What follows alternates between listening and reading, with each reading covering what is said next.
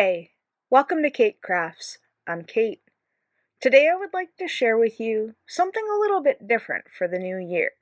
Let's get started. So I'm going to be making a few random backgrounds in this video while I talk to you a little bit. I was thinking of how I could bring in the new year with a new video, and the only thing I could really come up with other than making an actual card project was doing backgrounds and just having a little chat. Now, I'm not going to explain much about what I'm doing, but if you do have comments about it, feel free to ask them in the comment section below. I will try to remember to list everything that I've used in this, and you'll kind of have to bear with the camera going in and out of focus like that. If you don't like it and you just want to listen in, that's cool. If you want to skip this video, that's cool too. But I was kind of curious as to what goals that I set last year. You see, I had skipped Christmas this year because I was sick, and when I was well and good enough to actually leave the house, I went over to my sister's place and she had a couple of presents for me. Now, I had already sent all my gifts for all my family members with my mom when she did a sick kid's porch drop for her eldest, and she took all of my presents for everybody so that way they had something to open for Christmas. But she only had hers, so she dropped off hers, and I still had to go collect others from, my other siblings. So I ended up at my sister's house the Christmas Eve, or not Christmas Eve, New Year's Eve, so not last night, but the night before, and she had gifted me a new planner. And one of the things that I really have come to enjoy at the last day of the year is filling out my new planner. Now, this is my third year going in on a new planner, and my first two planners were happy planners. One was I don't know what they're called, but you had little lined rectangles to write into, and then last year's was that traditional column one, and then this year's kind of like the first one that I got, but it's not a happy planner, it's just, I think, a generic Amazon one that I thought the cover was pretty, and I wasn't exactly sure what I wanted to commit to this year. And I really liked that the planner that I got wasn't so overwhelming with space, and I didn't feel the anxiety that I felt in some cases with the vertical happy planner that I had to fill stuff in. So one of my traditions is to go through and include everybody's birthday on the calendar and within the pages of the book. So that way I could make a conscious effort to at least send a text or a wish on social media or post to wish that person a happy birthday. And that is one of my ever continuing goals of each year, is to remember people's birthdays because they're kind of special to me, and it was the day that you were born, and I'd like to celebrate with you because each of you are pretty awesome. And I'm very fortunate to have a lot of really cool friends in my life, both in like real life and, online. So anyway, the whole point of this video was to go over some of the things that I set out to, or my intentions were to achieve this year. And on the first page of my old planner, some of the things that I had set were goals towards my YouTube channel. And the first one that I had posted is that I wanted to post at least 80 videos this year. And that's a fair amount, I would say. I think I was pretty reasonable in that decision of the 80 mark. I try very hard to post 1 or 2 times a week. Sometimes, like the last little bit of this year, I was able to incorporate shorts, which I'm still on the fence about. I'm not sure how I feel about making shorts. I feel like it's a lot of extra work because, I'm a one-woman show here. I create the film, or I create the footage. Like, I design the footage, I create the footage, I edit the footage, I voice over the footage, I create all the social media posts for that footage to advertise it on my social media channels, and then at the end of the day, it's kind of like, do I really want to go back and put a bunch more effort into making other content for, like, say, TikTok or Instagram Reels? I mean, I don't mind doing the Instagram Reels, but I don't know. I like it as a big picture book to me. I like picture books because I like to scroll. I'm a visual person. I like to see. And I do like to listen too, but anyway, I digress. So, the second goal that I had set for myself, and I mean, I'm by no means hard on myself about achieving any of the goals that I've set. This is more of an intention, just to see if I actually did complete what I anticipated I would complete. And the second thing that I had on my list the first of the year last year in 2023 was to organize and or participate in at least 4 YouTube hops. And if you don't know what a YouTube hop is, or you're just tuning in, um, late in 2021, a group of crafty friends and I got together and we decided we were going to organize the Fab Five group. And we would participate in, creating YouTube hops by showing you different techniques and stuff like that we use with our favorite stamp company, Lawn Fawn. And I mean, that's how we all got together, was our love of Lawn Fawn and all of our different aspects of creativity. And we just kind of feed off of that. So we ended up coming together and creating a group of women who create and share with you our love of Lawn Fawn. And we ended up celebrating our first birthday this year, and we brought on 3 special guests, and it was so much fun. Like, you guys really showed a lot of love and support, and I really appreciate that. And, with that being said, I ended up participating in 5 YouTube hops. Um, One of them was to celebrate Inky and Scrappy's 1,000 milestone on YouTube. And then I did end up participating in a 6th one, but it wasn't a traditional YouTube hop. It was actually part of a blog hop for Scrap and Stamp, which was different for me, needless to say. I try to go into every experience as more of a learning experience than I need to succeed and this needs to make me blow up. I'm not of that. I'm more of, okay, what can I take away from this failed attempt? Yeah, I might have failed, but that's okay because you could always learn something from it. And I'm always a curious and inquisitive person by nature, so these are things that I've wanted to learn, right from the get-go. And I mean, I'm going on my 3rd year of Keight Krafts coming up in February, and it's been quite the journey for me. All the things that I've learned in the last 2 years, and all the wonderful people that I've met, like it's just been an amazing, wild, and crazy ride.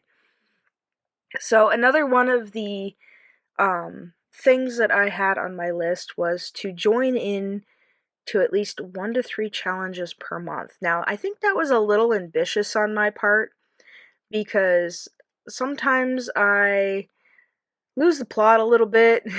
I take on a little too much sometimes, and I'm not very consistent when it comes to voluntarily challenging or jumping into challenges like that.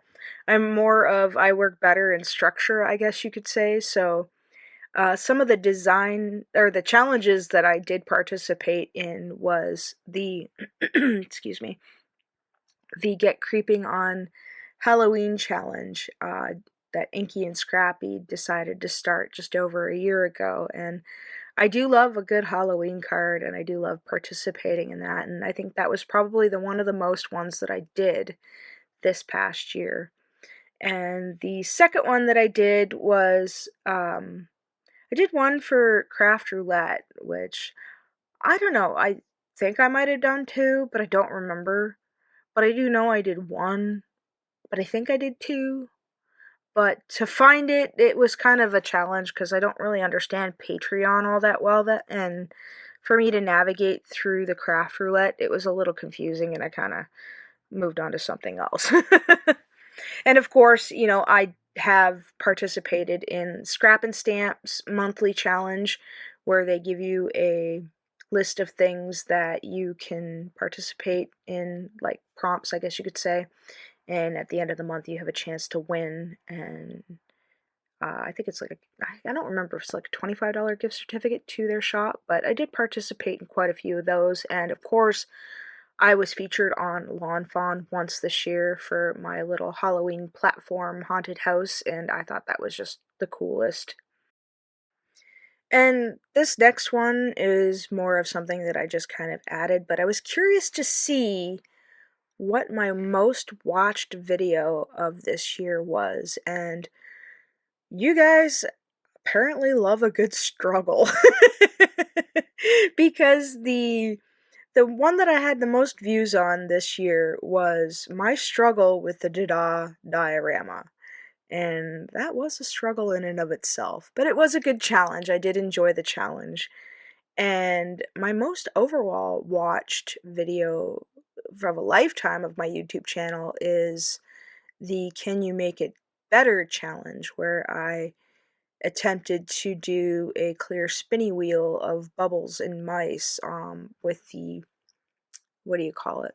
The platform pop-up by Lawn Fawn. So yeah, so that was kind of neat to go over and review and just kind of reminisce about everything that I've gone on in the last year. But going forward, so going forward, I think some of the goals that I would like to set that, or intentions, I should say, some of the intentions I would like to set for 2024 that I can come back to this video, January 1st, 2025, and kind of do a recap on whether or not I achieved it.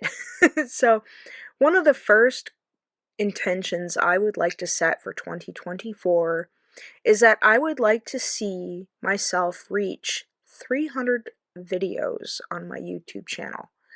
That's 300 long form videos, not short form. I don't know if I'm going to continue with the short form or not. That's up for debate right now, but I would like to see myself with 300 videos at the end of 2024. I would also like to participate and organize in at least 5 YouTube hops, and not necessarily just the Fab 5, which you guys might want to stick around because boy, have we got something cooking in the background for that one, and I think you guys are going to really like it. And then number 3, I think I would like to join a design team for a stamp company. Now, I am and have been a part of design teams. Like, I was previously a part of Build Your Crafty Stash Holiday Card Challenge this year. I was a part of their design team, and I'm also a part of Scrap and Stamp design team. I completed my first project just this past December, but they're not more of a traditional design team. It's more of an open door policy, which I kind of appreciate because, I might not always have the time to participate in it. And, Rayo over at Scrap and Stamp is really sweet about, just give us a heads up on whether or not you are going to be counted in or not. And I think that's kind of cool. So it'll give me a different opportunity to learn because the majority of people that participate in that are bloggers, which I am not. So I think that's going to be one of my intentions for 2024 is to join a design team for a stamp company. The fourth one, I think I would like to participate in at least 24 challenges this year. Whether it be the Lawn Fawn Challenge or the Scrap and Stamp Challenge, or if I happen to find a new challenge, I would like to participate in at least 24 challenges. That gives me 2 a month. If I can, I'm not going to be all upset if I don't, you know what I mean? It's only if I can and if I find the time. And I think to cap things off for the 2024 goals, I think I would like to see by the end of 2024 that my YouTube channel reaches 1,000 subscribers. I think that's what I would like to see now. I've jumped considerably this year as well as in my Instagram, and it has just been so neat because a lot of the new subscribers that come around to my channel or to my Instagram like to comment, and I like to get to know new people. And I like to hear your feedback and what you have to say, or what you like or what you don't like, or what you would like to see. And I like sharing these things with you guys because this is a passion for me, and I like that you guys can share in that passion as well. I'd also like to organize some Instagram hops. That's on my to-do list for 2024. That's another aspect of social media that I would like to learn myself. And I would also like to continue to work on more engaging content, and maybe just some special behind the scenes features like this for you guys. I'm really open to suggestions. Sorry, as I do this voiceover, it is 11:18 on December 31st, and I want to have this ready for you guys for January 1st so we can all start the new year on a good foot. So, what would some of the things you would like to see here on Keight Krafts happen in 2024? What sorts of I don't know, what sorts of things would you like to see me try if you've had any suggestions, or if you thought, I'd like to see how this comes together. I'm up for the challenge, let me tell you. If I can make it, I will definitely try. I know I have something that I've been putting off since last summer that I haven't gotten around to, and I plan on tackling that very soon because I have a very impatient little niece who has been reminding me ever so often to get on it. So you might want to stay tuned for that. And if you've reached this far in my little rant, well, not so much rant, but my ongoings, I should say, of what's gone on in 2023 and what's to expect in 2024, I thank you. I look forward to trying to post my usual 1 to 2 videos every week, trying again for Wednesdays and Saturdays if I can. I will try my best. This is a one-woman show, and it is tough, especially with all the markets and stuff that I have in the background. But yeah, I thank you for sticking around and hanging out with me. And if you're new this year, I'm so glad that you came to hang out, and I enjoy meeting all of you again online in 2024, and maybe I'll be able to meet some of you in real life in 2024. You never know. So, if you've enjoyed today's content or found it helpful, please give this video a like and don't forget to subscribe. And as always, thank you for hanging out with me and making 2023 amazing, and I look forward to 2024 with all of you. Take care.